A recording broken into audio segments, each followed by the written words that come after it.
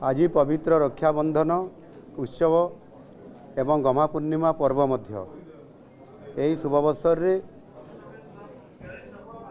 समस्त भौणी माननकु मो तरफ शुभेच्छा एवं अभिनंदन जनाऊँगी एवं समानंकु सुरक्षा केमिति मिलिबो सेतिपाई मध्य आज मु ये पवित्र रक्षाबंधन उत्सव रे प्रतिश्रुति दौची समाने समस्ते भलरे रहिबे सुखरे रहिबे सुरक्षा रे रहिबे आ समस्त ओडिशार भौणी मानकु सेतिपाई मध्य मु सुभद्रा योजना रे समानंकर सुरक्षा एवं समानंकर उन्नति पाई मध्य योजना करिछि समानंकर उत्तरोत्तर कामना करूछि।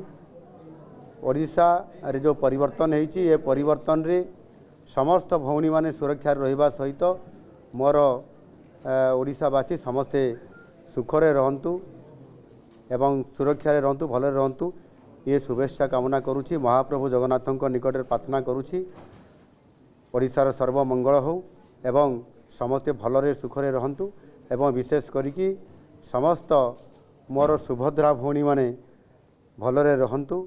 बहुत बहुत धन्यवाद।